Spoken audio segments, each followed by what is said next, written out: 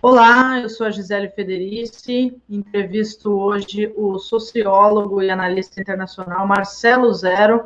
Essa entrevista também é transmitida na TVT. E a gente está aqui hoje para falar sobre a passagem do Brasil, do governo brasileiro, na Assembleia Geral das Nações Unidas.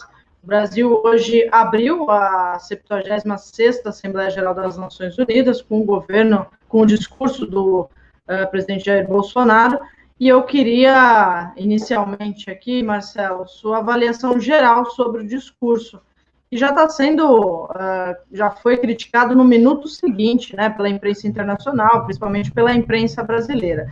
Você tinha alguma expectativa de que o Bolsonaro pudesse recuar no tom dos anos anteriores, né, divulgar menos fake news nesse discurso, depois que ele divulgou essa carta de recuo em defesa das instituições aqui no Brasil? Isso era possível?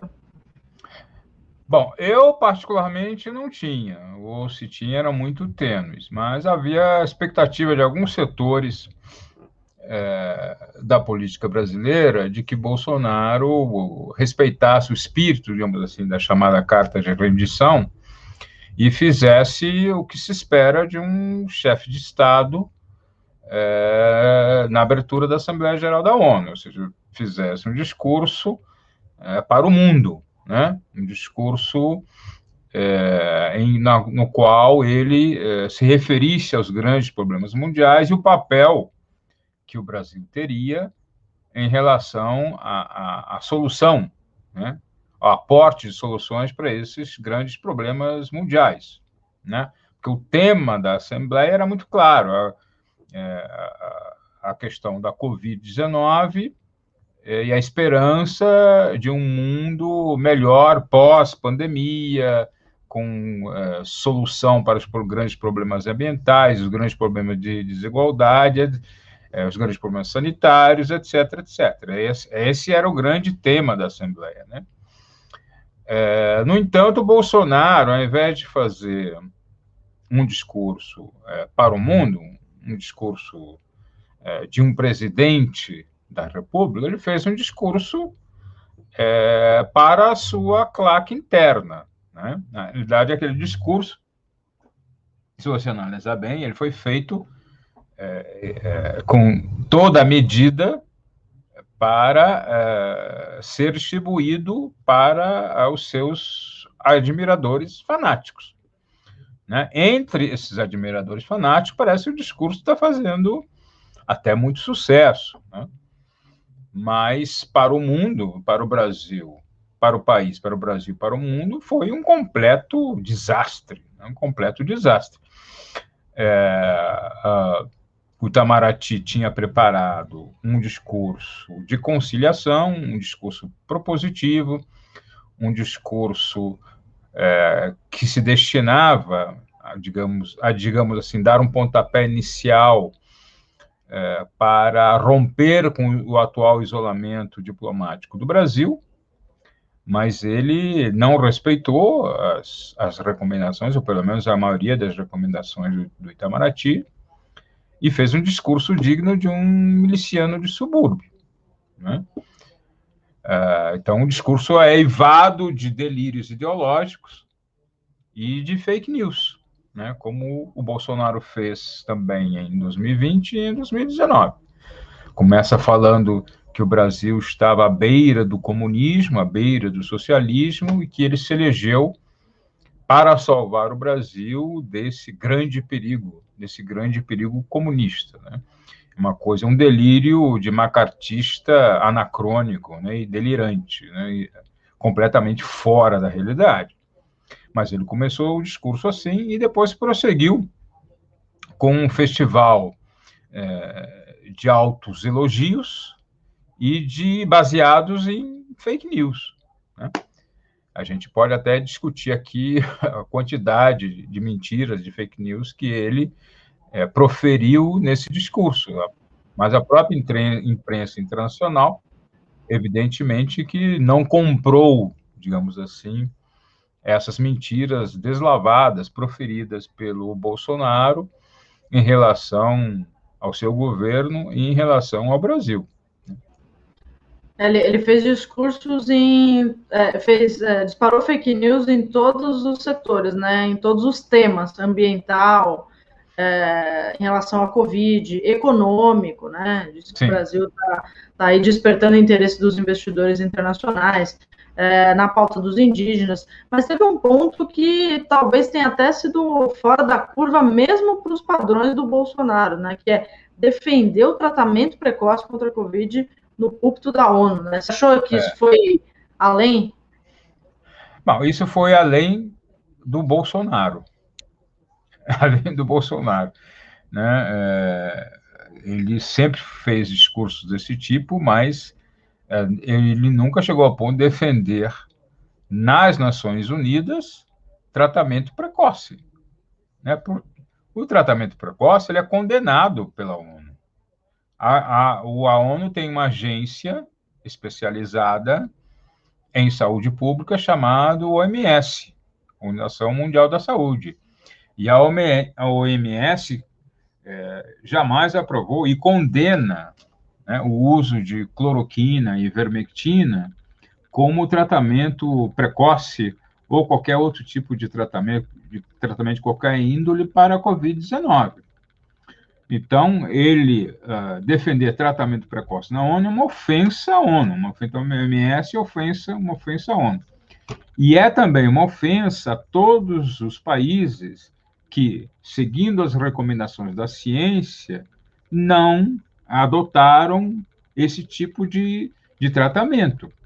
Ele até chegou a dar um pito, digamos assim, chegou a petulância de dar um pito nos países que não adotam esse tratamento, dizendo que eles vão ser julgados pela história por não terem adotado esse tratamento maravilhoso, né, que o Brasil descobriu, né?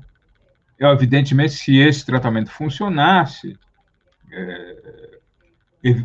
é óbvio que outros países o teriam adotado, né? Ele foi adotado provisoriamente em alguns poucos países, mas depois foi logo abandonado porque se viu que não só ele não resolvia, esse tratamento não resolvia nada, como até prejudicava, em alguns casos, os pacientes de Covid-19, né? Então, nesse ponto, ele extrapolou totalmente os próprios limites deles, que são bem largos em relação a sandices que ele é capaz de proferir. Agora, esse foi apenas a culminação, né? Porque ele mentiu em relação à questão ambiental, ele mentiu em relação à questão econômica, ele mentiu em relação à questão dos direitos humanos, e em relação à questão sanitária, ele mentiu em todas as áreas possíveis e imagináveis, né? As únicas poucas verdades que ele preferiu se referem a realizações que não foram do governo dele. Por exemplo, ele falou que o Brasil tem uma legislação ambiental avançada. É verdade. O Brasil tem, de fato, uma legislação ambiental avançada. Só que essa legislação avançada não é cumprida. E, além disso, essa legislação ambiental avançada não é uma realização do governo dele, é uma realização do governo Dilma, né? E, além disso, vocês todos devem se lembrar que o ministro Salles pretendia flexibilizar essa boa legislação ambiental através de portarias, naquele famoso vídeo que é preciso deixar passar a boiada, né? Ele deixou isso claro, né? Que eles pretendiam se desfazer, de alguma forma, dessa legislação ambiental avançada para fazer prevalecer interesses escusos dos setores mais atrasados do agronegócio brasileiro, né? E, além disso, todo mundo sabe que o governo Bolsonaro promoveu o desmonte do IBAMA, né? Justamente para que essa legislação avançada não fosse mais aplicada, né? Então, mesmo quando ele fala alguma verdade, ele mente ao se apropriar dessa verdade como uma realização sua e mente também, ao mesmo tempo, quando mesmo reconhecendo que a geração avançada, não dizer que o governo dele conspirou contra essa geração avançada, né? Então, é muito complicado você lidar com tantas mentiras e tantas meias-verdades, tantas distorções em um único só discurso. Está no típico formato das desinformações, né, desse governo. Tirar o texto, dar uma meia-verdade com uma meia-mentira, né? Está dentro do padrão aí. Agora, Marcelo, esse discurso trouxe algo de positivo para o núcleo dele, para o crescimento dele, falando em termos de cenário da extrema-direita mundial, né? E aí até queria uma avaliação sua sobre o tamanho do Bolsonaro nesse grupo. O que trouxe de positivo para essa esfera, digamos assim? Olha,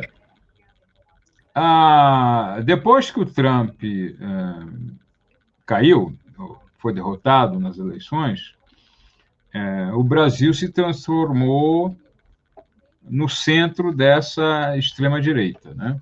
É o único grande país que é governado por um governo de extrema-direita como Bolsonaro. Há outros países, como Filipinas, como Hungria, como Polônia, etc., mas nenhum tem a relevância que tem o Brasil. Então, essa extrema-direita mundial está jogando todas as suas fichas no Brasil, particularmente na manutenção do Bolsonaro, na capacidade do Bolsonaro se reeleger em 2022, né? Mas esse apoio internacional, embora ele tenha substância econômica, porque essa extrema-direita tem lastro econômico, do ponto de vista político, ela está muito enfraquecida, né? Porque ela só tem, além do governo Bolsonaro, ela só tem governos de pouca expressão em nível mundial, né? A imensa maioria dos governos do mundo vê Bolsonaro, inclusive os governos de direita, conservadores de direita, veem Bolsonaro como aquilo que ele é, né? Como uma ameaça global, como alguém que não pode ser levado a sério, né? Alguém que está inteiramente comprometido com delírios ideológicos e com disseminação de fake news, né? Agora, para o consumo interno da claque dele, é possível que isso tenha alguma repercussão positiva. Mas isso não vai fazer muita diferença no cenário político brasileiro, porque, em razão da realidade que ele desconhece, o Brasil, o seu apoio está caindo cada vez mais, né? Ele tem um apoio efetivo aí em torno de uns 20% da população. É certo que é um percentual muito mobilizado, né? Fanáticos até, mas é cada vez mais um percentual menor da população. E a tendência é que até 2022 esse percentual caia ainda mais, né? Porque, ao contrário do que ele disse nesse seu discurso, essa foi uma das grandes mentiras que ele proferiu no seu discurso, o Brasil não vai crescer 5% no próximo ano. Nas previsões mais realistas, dão conta que a economia brasileira em 2022 vai permanecer estagnada, não vai crescer, ou vai crescer 1%, alguma coisa assim. Então, a tendência inexorável é que essa crise imensa que Bolsonaro criou para o Brasil, institucional, econômica, social, política, etc., venha a se aprofundar, né? Isso, evidentemente, é uma notícia muito ruim para o Bolsonaro, e ele, sabendo disso, sabe também que talvez a única oportunidade que ele tenha para tentar permanecer no poder seja tentar um novo putsch, como tentou no dia 7 de setembro, né? Tentar de alguma maneira, com o apoio que ainda lhe resta, né? Tentar algum outro atentado contra a democracia brasileira. Esse é o grande perigo, né? Esse é o grande perigo, porque ele não tem mais muito a perder, né? Ele está sentindo que ele está perdendo o apoio em alguns setores das oligarquias brasileiras, né? Perdeu já muito apoio entre a população, né? Entre partidos políticos também, de modo que a situação dele está ficando cada vez mais complicada. E como ele é um fascista notório, né? Quando a situação se complica, eles tendem a recorrer a medidas extraordinárias, inclusive à força. Né? Uhum. Bom, esse é o terceiro ano consecutivo do governo Bolsonaro na ONU, né? Claro, consecutivo. Como você citou, já tinha feito um discurso de fake news no ano passado e no retrasado. E, além disso, episódios como o da foto da pizza na rua, né? O ministro fazendo gesto obsceno para jornalistas e para manifestantes que estavam ali em Nova York, coisas que aconteceram na véspera do discurso. Tudo isso deixa a imagem do Brasil numa situação desastrosa para outros países, para a imprensa internacional. Você, com tanta experiência nessa área, com tanto círculo, né, há muitos anos, qual o tamanho do estrago dessa imagem, né, da política externa brasileira no exterior? E, na sua avaliação, de que forma e em quanto tempo a gente recupera isso se em 2022 tudo isso acabar? Né? Na realidade, a imagem do Brasil no exterior, a imagem particularmente do governo Bolsonaro no exterior, já era muito ruim. Né? Era muito ruim em 2019, se tornou pior em 2020 e agora piorou ainda mais. Né? A bem da verdade, o Itamaraty, quando o Ernesto Araújo saiu, o ex-chanceler Olavista saiu do Itamaraty, a diplomacia brasileira fez um esforço para promover alguma correção de rumos, né? Então, houve a correção de rumos, por exemplo, em relação à área ambiental, né? O Bolsonaro foi forçado, inclusive pelo Biden, a fazer promessas de um combate mais efetivo ao desmatamento na Amazônia, de proteção às populações indígenas, etc., né, que foi feito naquela cúpula convocada pelo Biden. Foi feita também uma correção em relação ao relacionamento com a China e outros parceiros, porque houve uma queixa muito grande de setores mais modernos do agronegócio e outros setores da economia em relação aos potenciais prejuízos que o Bolsonaro estaria causando ou poderia ainda causar para o Brasil em função dessas brigas ideológicas que ele comprou com China, Rússia e outros países. Então, na última cúpula do BRICS, o Bolsonaro, para a surpresa de alguns, fez elogios rasgados à China, né, que era um país que ele vivia criticando. Então, houve essa tentativa, sim, de fazer uma correção de rumos para tentar romper esse isolamento diplomático. A expectativa em relação a esse... Por isso que a expectativa em relação a esse discurso é que houvesse uma continuidade disso, né? Que Bolsonaro fizesse um discurso ponderado, propositivo, etc., etc. Mas ele não o fez, ele fez um discurso, repito, de miliciano de suborno para a sua própria claque interna, não para o mundo e nem sequer para o Brasil. Ele fez um discurso para a sua base, né? Porque ele está se desgastando mesmo entre sua base. De modo que isso provocou um grande desapontamento, né? Porque havia essa expectativa de que, bom, Bolsonaro pode ser controlado, Bolsonaro agora não vai falar mais tanta bobagem, né? Vai seguir as recomendações dos profissionais, né? E ele não fez nada disso.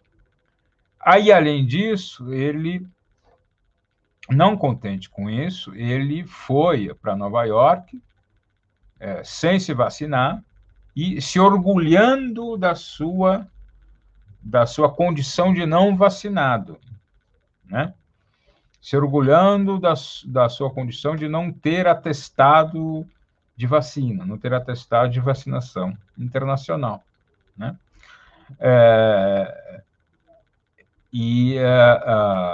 No encontro dele com o Boris Johnson, ele fez questão de reafirmar ante o Boris Johnson que ele não havia se vacinado e ainda riu quando o Boris Johnson elogiou a vacina, recomendou, né, que as pessoas tomassem vacina, principalmente a AstraZeneca, que é uma vacina britânica, etc, etc. Ele desdenhou totalmente do Boris Johnson, das recomendações dos Boris Johnson, e disse com todo orgulho que ele não havia se vacinado, que ele estava com uma imunidade muito alta, não precisava disso, que isso tudo era uma grande bobagem. Foi praticamente o que ele deixou a entrever. E se deixou fotografar comendo pizza na rua, né, para reafirmar a sua condição de, entre aspas, homem do povo e homem do povo não vacinado, né, que se orgulha da sua condição de não ser vacinado, se orgulha da sua ignorância, né? É claro que isso pesa sobre a imagem do Brasil, porque ele, gostemos ou não, é o chefe de Estado brasileiro. Ele está lá nos representando. Então, tudo que ele faz lá fora, todas esses absurdos que ele faz lá fora, né, repercute muito na imagem do Brasil. Então, se a imagem do Brasil já estava ruim, já estava muito ruim, por sinal, agora ela piorou ainda mais. Todos os jornais do mundo estão criticando, estão até rindo, né, do Bolsonaro por ele, principalmente por ele defender uma atitude tão negacionista, tão anti-ciência, no palco mundial. A ONU é um palco mundial, é o principal foro mundial. A Assembleia Geral da ONU é o principal foro mundial, é o principal palco das relações internacionais do mundo. E ele tratou aquilo lá como um palanque eleitoreiro, né? Um palanque eleitoreiro destinado a repercutir nas suas bases de apoiadores fanáticos. Como você avalia a postura da ONU nesse sentido? Era possível fazer alguma coisa para barrar, para que não acontecesse esse palanque, né, do eleitoreiro do Bolsonaro? Eu ouvi críticas nesse sentido, né, de que a ONU poderia ter sido mais incisiva, por exemplo, ao exigir que todos os chefes de Estado fossem vacinados. Enfim, qual a sua avaliação sobre a instituição nesse caso? Porque, afinal, é o terceiro ano de um discurso negacionista, e não só 3 anos, porque se a gente for contar o Trump, né, tem mais discursos aí. Então, o que a ONU poderia fazer? Na realidade, a ONU não pode obrigar chefe de Estado a se vacinar. Isso devido a um princípio muito antigo do direito internacional público, que é o princípio da inviolabilidade do chefe de Estado. Então, o chefe de Estado, isso não está consignado, não está registrado, escrito em nenhuma grande convenção internacional, mas é um princípio há muito estabelecido que é respeitado. Você não pode constranger um chefe de Estado no exterior no exercício de suas funções, não pode obrigá-lo a fazer, deixar de fazer qualquer coisa, né? E a ONU não é território americano, a ONU é tecnicamente um território internacional. Então, o próprio Guterres já havia dito que ele não podia fazer nada, e, de fato, ele não pode fazer nada nesse sentido, não podia obrigar o Bolsonaro, olha, Bolsonaro, se você não se vacinar, você não vai entrar aqui. Né? Ou autoridades norte-americanas fizeram essas críticas de forma pesada, até como Bill de Blasio, o de Blasio, o prefeito de Nova York, né, citou nominalmente o Bolsonaro, dizendo que ele não deveria vir às reuniões, né, já que ele não tinha se dado o trabalho de se vacinar. Mas, de fato, o secretário-geral da ONU não tinha condições de estabelecer esse tipo de obrigação para o chefe de Estado.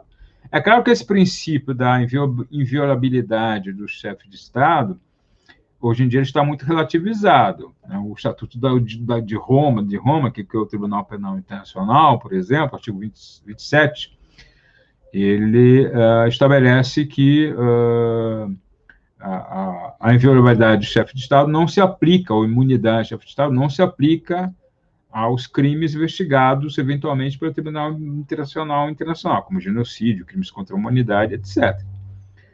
Mas uma coisa são crimes contra a humanidade, outra coisa é você se recusar a se vacinar, né? Então, de forma definitiva, o Guterres, a ONU não tinha meios jurídicos, né, para impedir Bolsonaro de entrar lá. E também não tinha, obviamente, nenhum outro meio para impedir de falar o que ele bem entendesse, né, falar asneiras que bem entendesse lá. Infelizmente, o Bolsonaro é uma figura totalmente fora de controle, né? Ele faz o que ele quer. Mas a responsabilidade por isso não é da ONU. A responsabilidade por isso é das forças que o colocaram lá, sabendo perfeitamente quem ele era e o que ele podia fazer, né? Então, a responsabilidade, em linhas gerais, é do Brasil, é nossa, né? Quer dizer, não nossa no sentido amplo, mas nossa no sentido de que foram os brasileiros que elegeram Bolsonaro, que apoiaram o Bolsonaro, as forças que hoje se dizem anti-bolsonaristas, inclusive, apoiaram Bolsonaro, sabendo perfeitamente quem ele era, quem ele é, contra um professor universitário, né, que, evidentemente, tinha condições muito melhor de representar o Brasil, de governar o Brasil e de representar o Brasil no exterior. Você citou o Tribunal de Haia, né? Uma reação bastante forte nas redes sociais hoje, que foi o dia do discurso, né? Terça, dia 21 de setembro, foi, bom, o Bolsonaro agora deu o que faltava para o Tribunal de Haia, ao menos julgá-lo, né? Falando aqui sobre organismos internacionais, né? Tribunais internacionais, você acha que o que aconteceu no Brasil, sob o governo Bolsonaro, se enquadra em um julgamento no Tribunal de Haia? Há alguma expectativa que isso aconteça?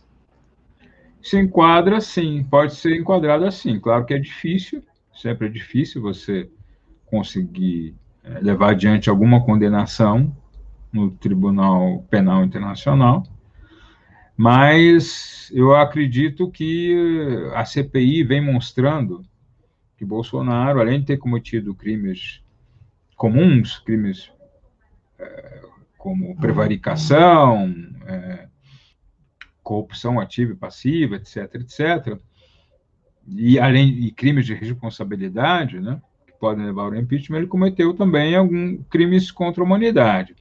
O que me parece mais se enquadrar melhor no que Bolsonaro fez é o crime de extermínio, que é o crime de extermínio definido no artigo 7º do Tribunal Internacional como a sujeição intencional da população à falta de alimentos ou medicamentos, né? O Estatuto de Roma menciona isso explicitamente, medicamentos, ou seja, se você deixa faltar medicamentos, né, para a população, ou para um determinado setor da população, você pode, sim, ser enquadrado como um crime de extermínio. E foi exatamente o que Bolsonaro fez quando deixou faltar vacina, né, quando deixou faltar oxigênio, quando deixou faltar kits para testes de Covid, né, quando deixou faltar leitos de UTI, e por aí vai, porque o Bolsonaro tinha dinheiro, né, para fazer tudo isso, e não fez. Dinheiro que ele, no discurso, disse que foi ele que providenciou, mas que, na realidade, quem providenciou foi o Congresso Nacional. Foi o Congresso Nacional que providenciou os bilhões necessários para o combate à pandemia. E, entretanto, o Bolsonaro não fez aquilo que deveria ser. E não fez de forma intencional, porque ele investiu, como a CPI demonstrou, na chamada imunidade natural de rebanho, para se combater mais rapidamente a CPI e de forma mais barata, né? E para não deixar a economia parar. Então, ele mentiu à população, insuflou a população a sair às ruas, desdenhou da pandemia, disse que era uma gripezinha, impingiu à população tratamentos ineficazes, né, como esse kit de tratamento precoce, que até hoje ainda é usado, né? E foi dessa forma que nós chegamos à triste cifra de quase 600 mil brasileiros mortos. Né? Boa parte disso, cerca de 2/3 poderiam ter sido evitadas, dessas mortes poderiam ter sido evitadas caso o Bolsonaro tivesse agido como um governo sensato que acreditasse na ciência, mas ele não fez. Então, eu creio que é possível, sim, enquadrar o Bolsonaro em algum crime no Tribunal Penal Internacional, especialmente nesse crime de extermínio, que é previsto no artigo 7º do Estatuto de Roma, que criou o Tribunal Internacional. Muito bem. Passando um pouco para a política externa, além do episódio da ONU, né?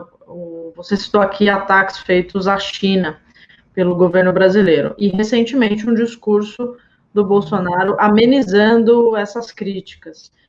Como é que você tem enxergado esse relacionamento Brasil e China? E por que o Bolsonaro amenizou os ataques recentemente? Isso tem a ver exclusivamente com os negócios, né, com tecnologia 5G, e a gente mesmo assim vê episódios, por exemplo, como o do ataque a uma embaixada nessa semana chinesa, né, o que deixa o Brasil em situação bastante embaraçosa aí com os chineses, né? Mesmo assim, os chineses são bastante insistentes e pragmáticos, né? Eles não se deixam levar por esses episódios e querem fazer negócio com o Brasil, apesar disso.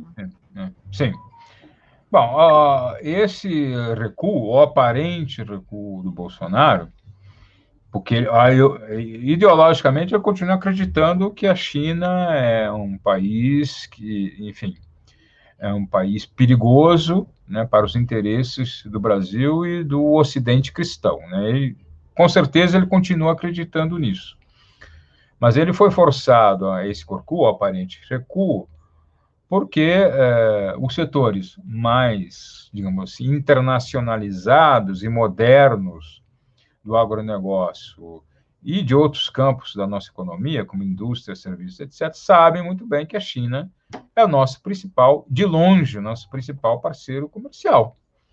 Né? No ano passado, nós obtivemos 67 bilhões de superávit com a China. Né? Aliás, exportamos 67 bilhões para a China. Então, muito mais que para os Estados Unidos, que foi um pouco mais de 20 bilhões de dólares. Então, a China já é, há muito tempo, de longe, o nosso principal parceiro comercial. Não é, portanto, racional você investir em críticas, ou até mesmo em agressões, contra o nosso principal parceiro. Né?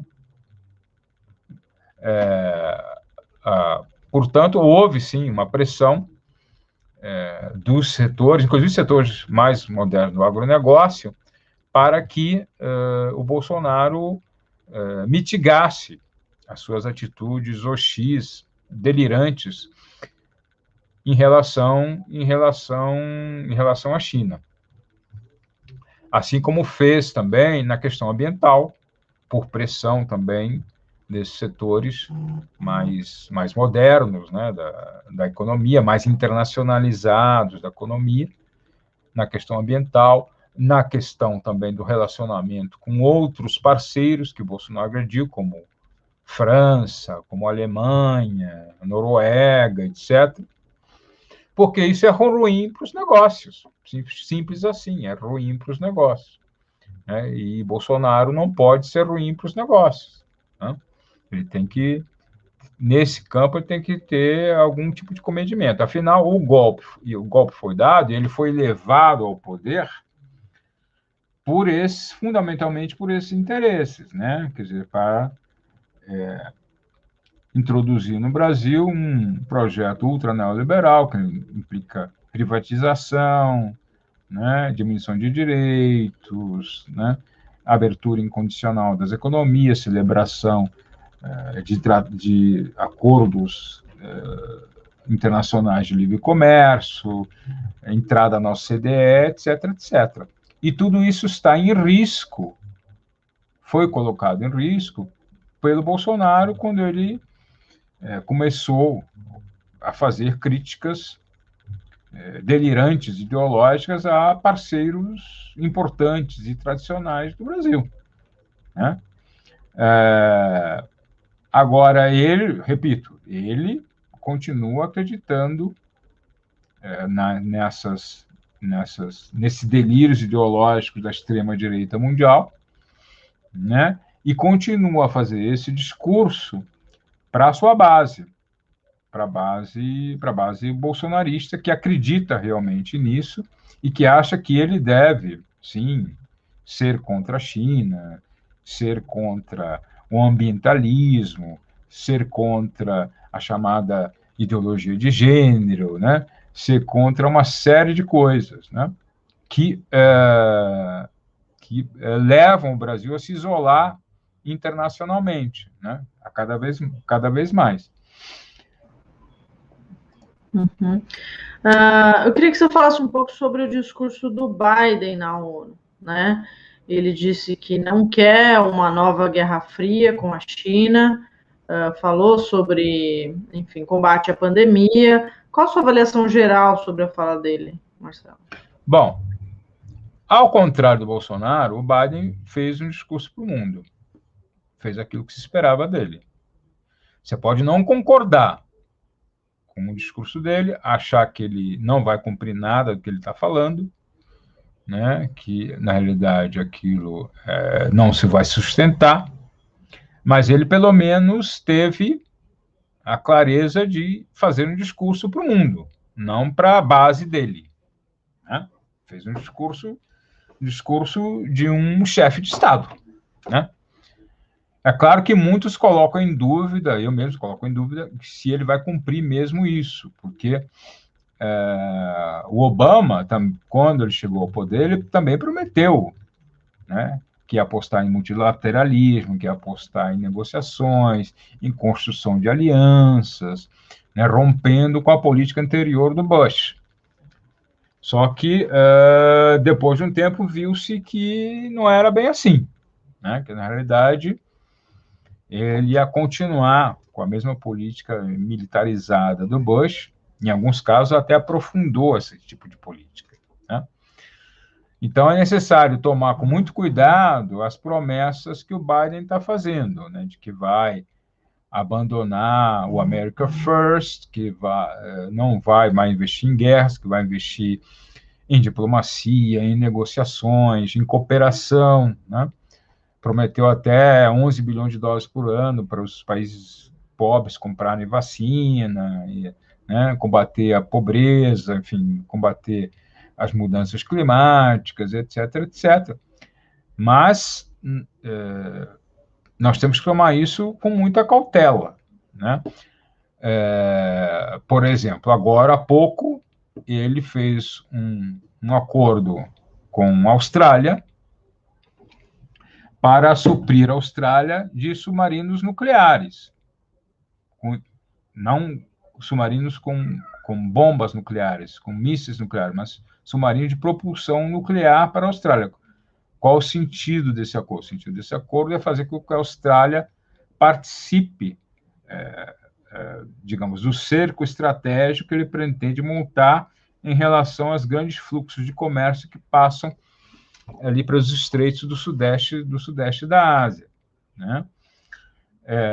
Isso é uma política bastante hostil em relação à China, que não tem nada a ver com diplomacia, não tem nada a ver com negociação.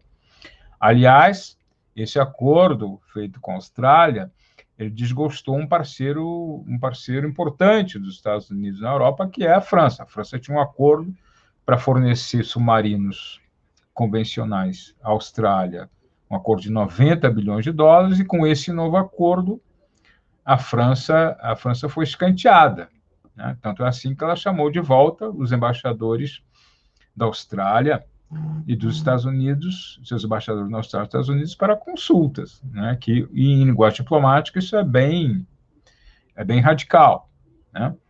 Então, o Biden afirma investir em diplomacia, investir em cooperação, alianças, etc., etc., mas, na realidade, ele está fazendo o oposto. Concretamente, ele está fazendo o oposto, né? Está fazendo até pior do que o Trump nesse sentido, né? Investindo numa política de hostilidade em relação à China, e hostilidade também em relação à Rússia, né? Que ele vem apoiando algumas iniciativas lá na Ucrânia que visam, de certa forma, pressionar a Rússia em seu próprio território, né?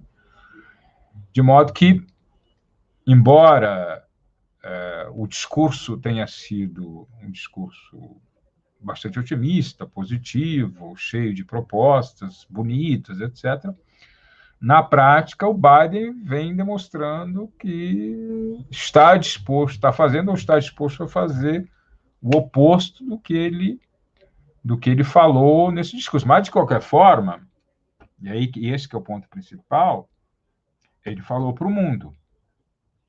Pode até ter mentido, né? Mas ele falou para o mundo. Ele lançou propostas, né? Lançou ideias. O Bolsonaro não fez isso. O Bolsonaro foi para lá repito, para fazer um discurso de miliciano de subúrbio, destinado a assolar a sua claque interna. Não se preocupou em falar para o mundo, né? Até mesmo a proposta de cooperação na área das vacinas, que era uma coisa importante que ele dissesse, porque, afinal, o tema da Assembleia Geral é a superação, o tema principal é a superação da Covid-19, ele sequer se dignou a fazer. Por quê? Porque isso é impopular entre a base dele, então ele não faz, né? E ele sai ainda mais com essa imagem de estadista, porque foi o que discursou a seguir do Bolsonaro, né? E foi o primeiro discurso dele, né? Como presidente. Qualquer um que discursasse depois do Bolsonaro, acho que ia ser essa imagem. Até o Boris Johnson, né? Ficou com uma imagem boa depois da reunião. Sim, o Bolsonaro, claro. Ele recomendou a vacina, né? Agora, Diga, fala. Em qualquer contraste com o Bolsonaro, eu vi um grande estadista. Sim. Até uma estratégia aí, né? Deixa eu posar com o Bolsonaro aqui para eu sair melhor na foto.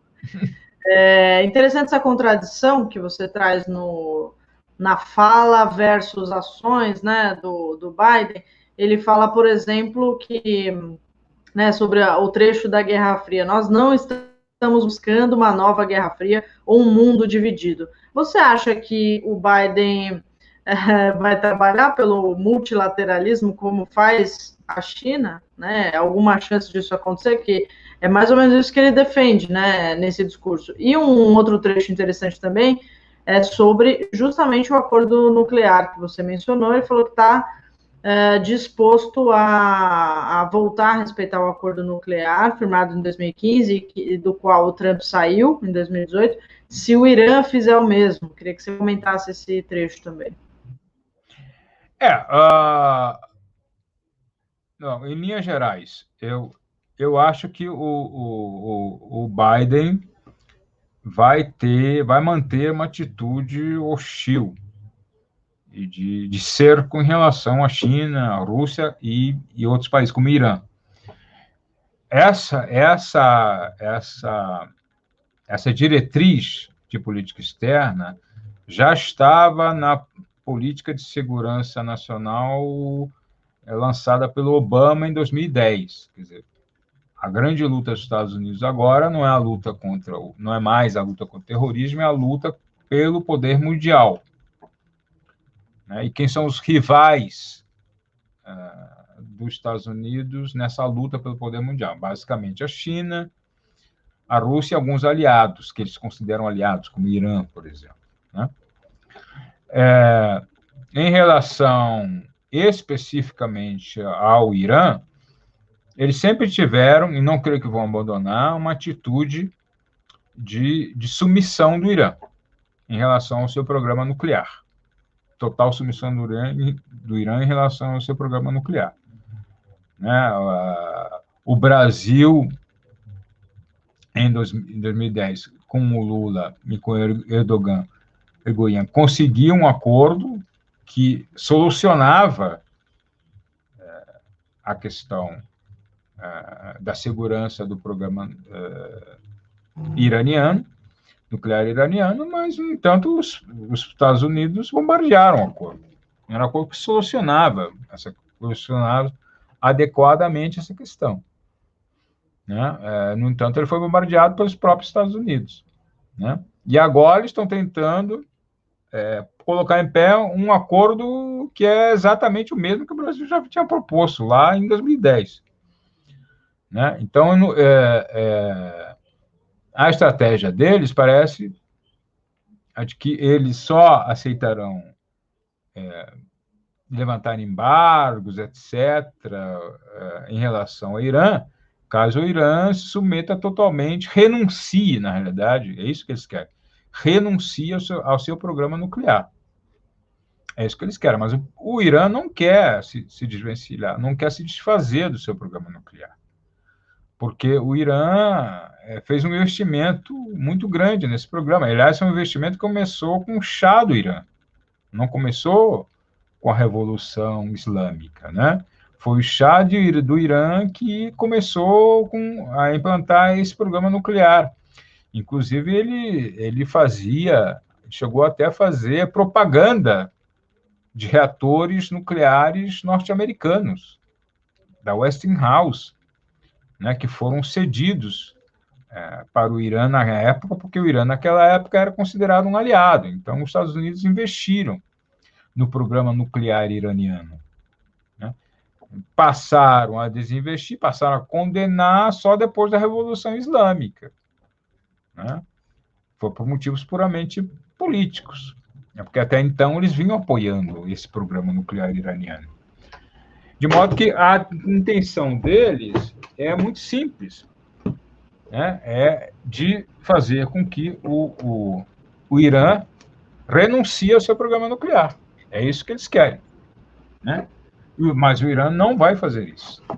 O Irã não vai fazer isso. Ele pode aceitar até medidas cautelares em relação ao urânio enriquecido, etc., etc., para assegurar que eles não vão desenvolver um artefato nuclear, mas eles não vão aceitar simplesmente se desfazer do seu programa nuclear, que, repito, foi iniciado lá no governo do Shah, há muitas décadas atrás, com o estímulo dos Estados Unidos, com o estímulo da França e de outras potências ocidentais.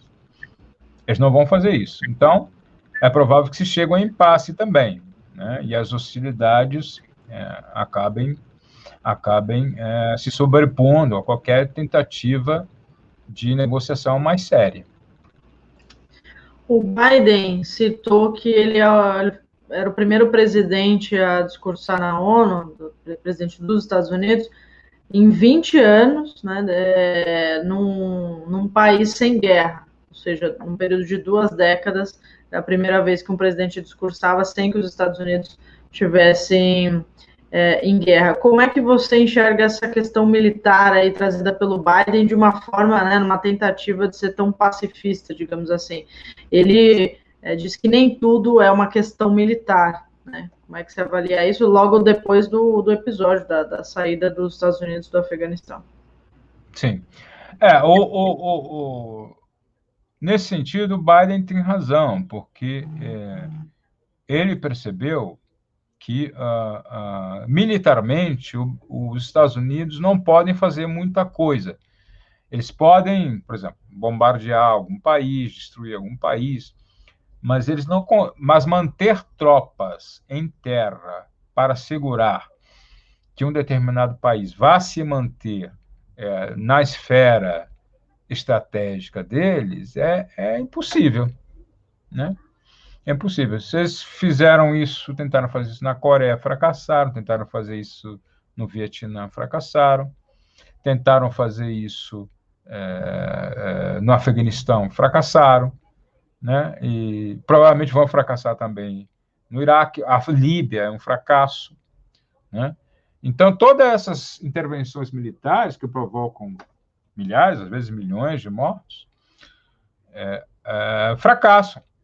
fracassaram e tendem a fracassar. Então, ele está tentando estabelecer um novo padrão que combina o uso da força militar com negociações diplomáticas, né, para tentar não ficar apostando tudo em intervenções militares, né, que se mostram, médio e longo prazo, totalmente ineficazes para assegurar os interesses norte-americanos, né? Agora, se isso vai dar certo ou não vai dar certo, é uma outra questão.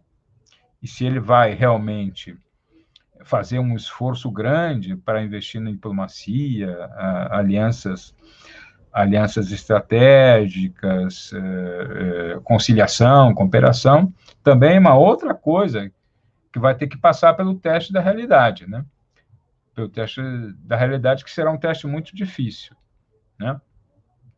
Na realidade, os Estados Unidos não vão conseguir, por mais que eles se esforcem, eles não vão conseguir deter a ascensão da China no cenário mundial, né?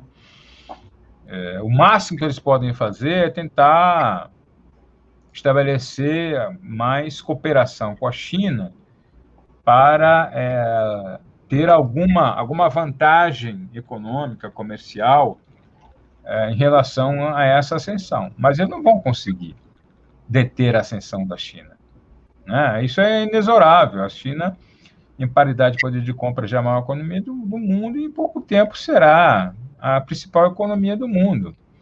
E como ela não impõe condicionalidade para investir em outros países, ao contrário dos Estados Unidos, países da Europa, ela vai criar uma rede de interesses, uma rede de alianças baseada em fatos concretos, né? Fatos concretos. Então, todos aqueles investimentos que ela vai fazer na Rota da Seda, vai criar interesses profundos, laços profundos com esses países, né? Porque esses países vão participar e vão lucrar bastante com isso. No Brasil, a mesma coisa. Eles criaram uma relação parceria estratégica com o Brasil desde 1993, e hoje em dia eles são o principal parceiro comercial do Brasil. Então, o Brasil não tem como, por mais que Bolsonaro queira, né, não tem como ser hostil com a China, não tem como se desfazer da China. Porque hoje em dia a China, repito, é o nosso principal parceiro comercial. Seria uma loucura o Brasil ficar brigando com a China, ou ficar tentando se desfazer da influência chinesa, entendeu? Ela está aí, é inexorável, é uma realidade. Então, essa é uma luta de antemão perdida. Se os Estados Unidos continuarem com essa postura de hostilidade, não só em relação à China, mas a outros países também, eles vão acabar fracassando, né? A única maneira que eles poderiam ter de mitigar algum dano em relação à ascensão da China e de outros países é ter uma relação normal de cooperação com esses países, né? Porque, repito, é uma ascensão inexorável e que veio para ficar. O mundo mudou, não adianta, o mundo mudou. A ordem mundial mudou, a ordem econômica mudou, e você não tem mais como voltar atrás. nessa Assembleia Geral da ONU, né, foi muito diferente aí a relação do Bolsonaro com o Biden. Não vai dar tempo da gente falar sobre isso, então eu encerro com essa observação, que é: o Bolsonaro foi elogiado pelo Trump em 2019, foi naquele momento que ele disse que amava o Trump, né? E hoje, por conta dos protocolos lá das Nações Unidas, Bolsonaro e Biden nem se encontraram. Então, teve até uma limpeza no púlpito ali, e para as trocas de cada presidente que iam discursar, eles não se falaram nem por segundos, muito menos ter reuniões, né, mostrando aí o isolamento mundial do Bolsonaro, e é muito provável que é o que aconteça, né, não tem nenhum encontro marcado, né, Marcelo? Ele levou uma mega delegação para a abertura, não precisava ter levado, a maior parte das delegações foi só o chefe de Estado, o chanceler, alguns poucos assessores, mas ele não conseguiu absolutamente nada, né? O que ele fez? Quais foram os encontros que ele teve? Ele teve encontro com o Boris Johnson, teve encontro com o Andrzej Duda da Polônia, né? Mas eu não soube mais de nenhum grande encontro dele e de seus ministros mesmo, com figuras, autoridades estrangeiras na Assembleia Geral da ONU. Então, foi uma coisa absolutamente inútil, né? Poderia ter ido ele sozinho, com um grupinho de assessores, para fazer aquele discurso pífio dele, discurso ridículo dele, e ter voltado para casa. Aliás, o que ele já está fazendo, né? Ele foi lá, posou na rua, teve encontro com Boris Johnson, etc., fez esse discurso ridículo na ONU, não deu entrevista para a imprensa, né? E já está voltando para casa. Então, para que ele levou toda essa mega delegação? Seria menos gasto público, né? Menos gasto público. Menos gasto público, entendeu? Porque se você só leva uma delegação desse calibre, se você estabelece antes uma série de encontros bilaterais para fazer algum tipo de negociação importante. Mas isso não aconteceu. Que eu saiba, pelo menos, não aconteceu. Não houve nenhum encontro desse tipo. Então, foi dinheiro jogado fora, tempo jogado fora. Marcelo, queria te agradecer por essa conversa, essa longa entrevista aqui, exibida na TV 247 e também na TVT. Obrigada a todas e todos que acompanharam. Obrigada, Marcelo. Obrigado a vocês, obrigado pela oportunidade.